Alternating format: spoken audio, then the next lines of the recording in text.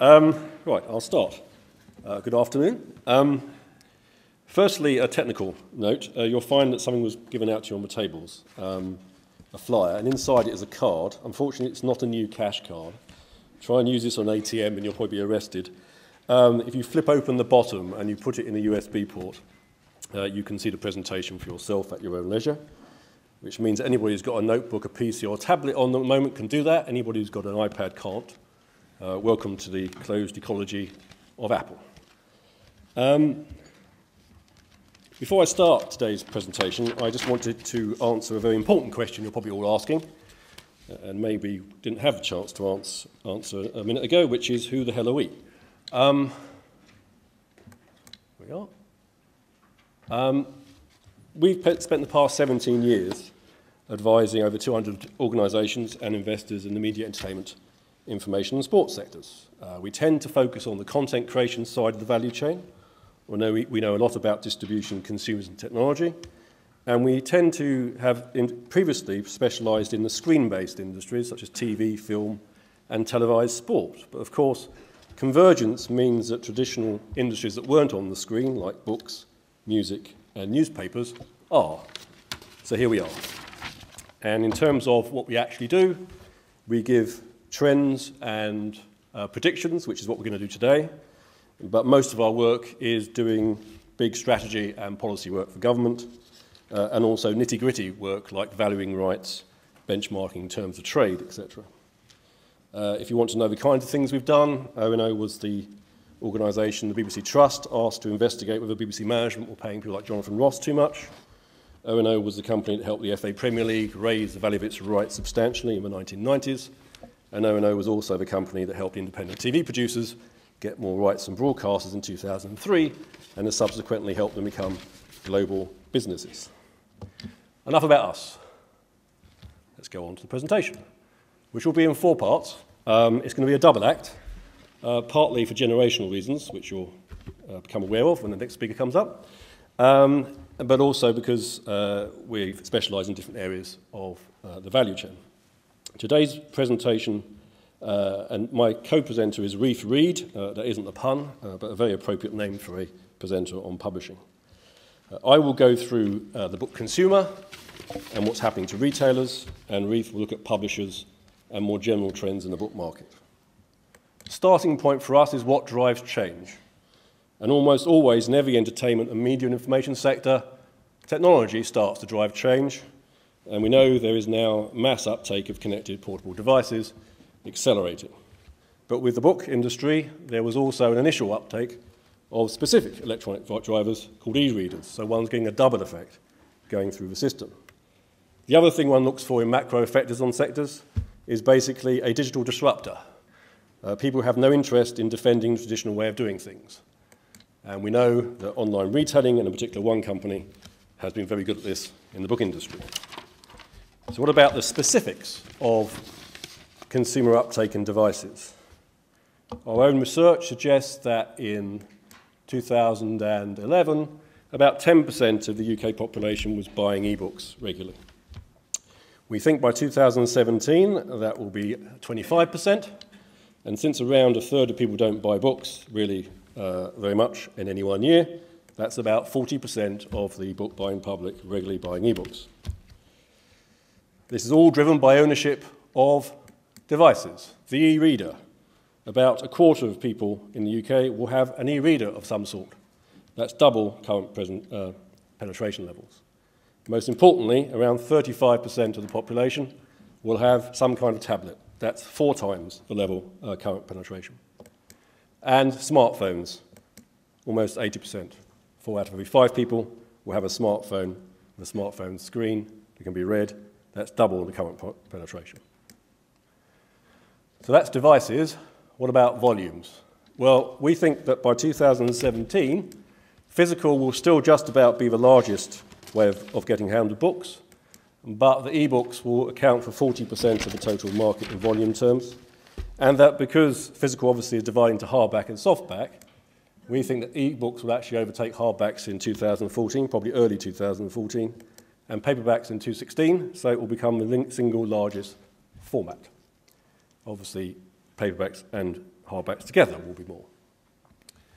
We think the mix of ebooks will become more like the general purchase mix of genres, having been heavily influenced by early adopters so far. What about online distribution? Well, back in 2005, as I'm sure we all knew, online purchasing of physical books was under 10% of total market. Since then, we've seen it rise to approaching a third of all sales in the UK through online purchases of physical and later on ebooks.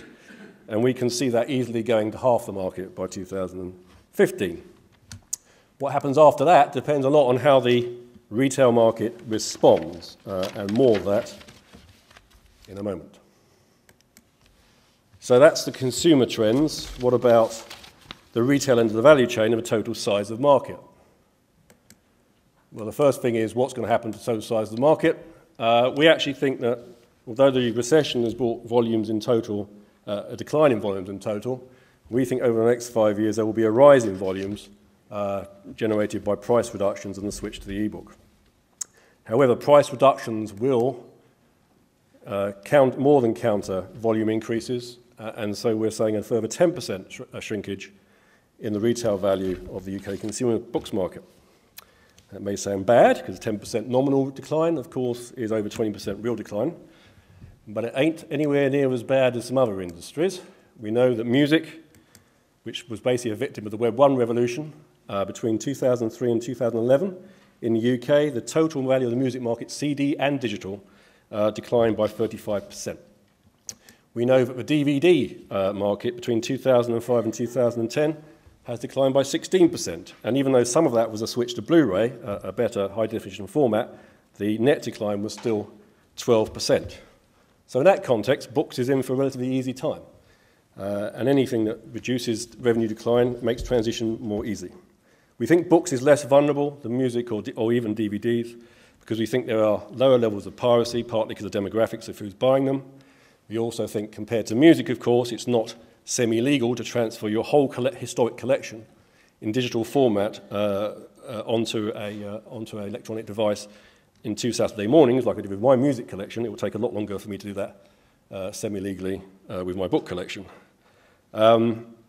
And we also think there's still going to be a market for the high value-added product, the highly valued hardback, special edition, etc., which the CD and DVD markets haven't quite cracked in the same way. What does this mean for the retail sector? We know the retail sector has already been suffering. We know a combination of intense competition between new retail outlets and volume declines, partly driven by the most intense consumer recession for the last 30 years, has meant that retail prices and volumes have declined, and revenue's been in a decline for the last 4 or 5 years. But of course, for them, the other point is that the wholesale price of books has held up pretty well for publishers, which has put a double squeeze onto retailers. Back in 2005, a retailer was making £3.70 per book as a margin. In 2010, it was £2.20. That inevitably has led to a reduction in the number of high street outlets, and that is likely to continue. The emergence of so-called book deserts in parts of the United Kingdom. But we don't think retail is finished. We don't ever think any sector is definitely finished. It just has to respond. And we're already seeing all kinds of responses. The pop-up bookstore, for instance. The expansion of literary festivals into proper marketing exercises in shifting physical and e-books. More author signings and related events and book readings, etc. And also thematic retailing. So you may have less bookshops, you can still sell travel books in a travel clothing shop. And we think the retail sector will respond, which is why we're not that sure the 50% online will go to 2/3. So that is the retail sector. My colleague Reef will now take us through the challenge of publishers and also what it might mean for the product that everybody calls books. And I'll come back and summarise.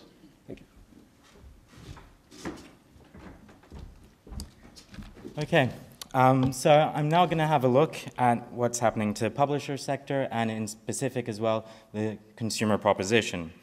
So given the traditional retail slump in the UK, publishers have done relatively well in recent years. Despite the recession and a considerable decline from cash-strapped consumers, by increasing their invoice prices, publishers have been able to offset any negative volume effects in the domestic market, that is. So overall, domestic sales have stagnated at their 2006 levels, and they were the same in 2010, during one of the worst recessions of all time, so it's quite an impressive feat. If we look at exports and global publishing, well, it's growing fast. It's sustained by three socio-demographic factors: the growth of English as the international language of choice, the growth of literacy, and the growth of BRICS. And also, of course, by the Internet's global distribution network. So far, the UK has benefited from the rise of the Internet, actually, and they have sustained their domestic market in spite of the teethy recession. So exports have grown by nearly 6% per year, and overall sales have grown by more than 3% per year. But there are clouds on the horizon, and pressure points, some of which already have been seen in 2011, are beginning to emerge. So the first one, it's been in the headlines a lot this week, is regulatory intervention on the agency model. And what we believe is that a very watered-down version or the complete disappearance of the agency model will probably happen in the US. In the EU, change will probably be slower, and the Commission may not crack down completely on publishers. But even without intervention, two pressure points will remain, especially the vertical integration of online retailers, Amazon Publishing being the most famous example to date. It will mean the rise of a new form of competitors, not only concerned about traditional publisher margins nor wholesale prices, but how much profit they can extract from an integrated value chain. Some may go so far as to say they've got into publishing as well to force down the actual wholesale prices throughout the industry. But I won't speculate on that too much. Another well-documented competitive pressure for publishers is the emergence of self-publishing and P2P publishing, which could threaten to cut out publishers completely. So I'll now look at what's happening with the value chain. So the traditional value chain, albeit rather simplistically, was rather linear. Stakeholders had a distinct and discrete set of roles, and authors went to agents, agents went to authors, and so on and so forth, but it was rather linear. Now, if we look at what's going to happen over the next 5 years, these roles are about to radically change.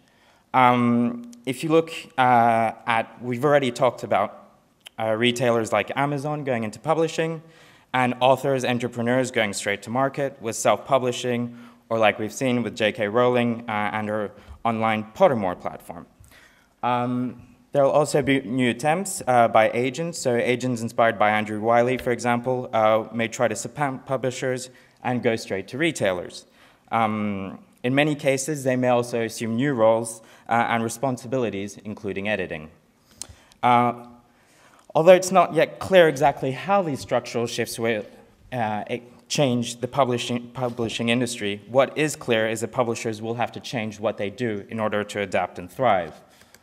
So if we now look at basic publishing economics, well, research suggests that gross profit margins on ebooks are around 50%, with the average for a typical book around 25 to 35%.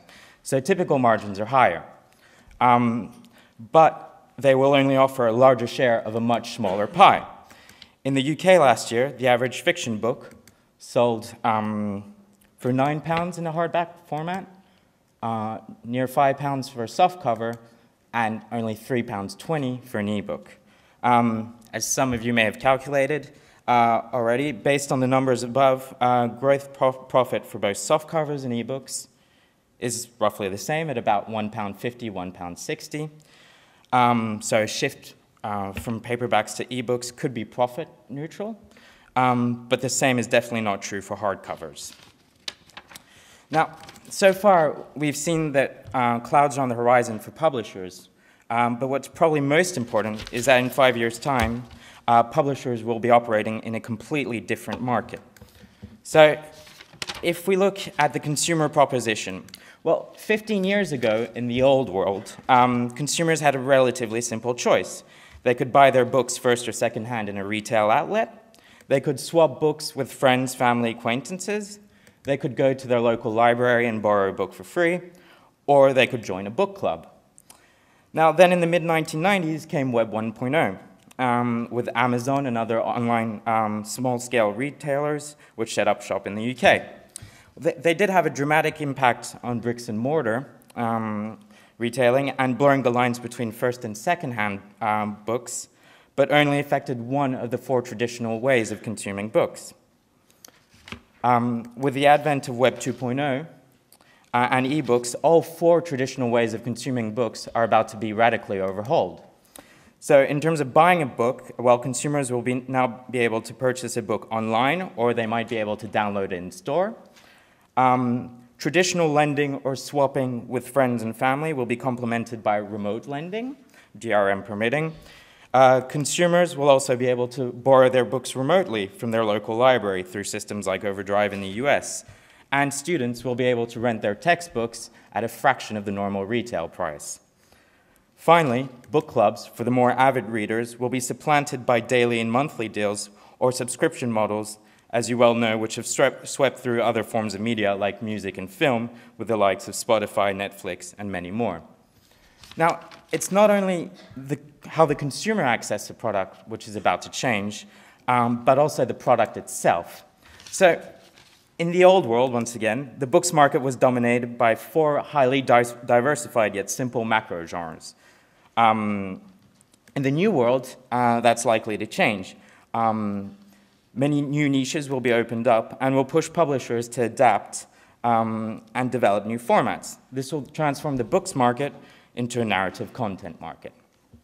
So if we take fiction, for example, free and quasi-free out-of-right classics will open up a new market for consumers.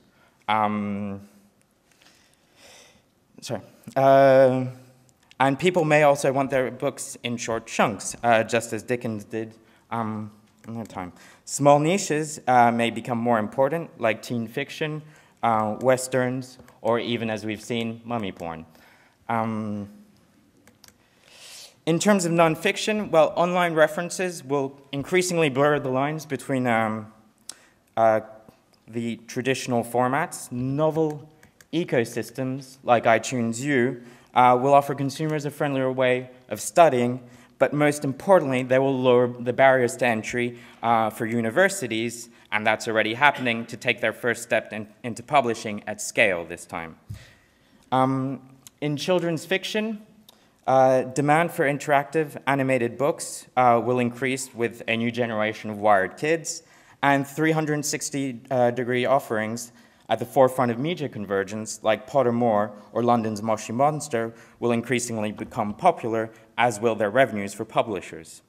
Finally, in school ELT, online references, along with cloud-aided learning and digital course books, will pose a difficult but exciting challenge for publishers. So I'll now pass on to Mark so he can conclude. Thank you.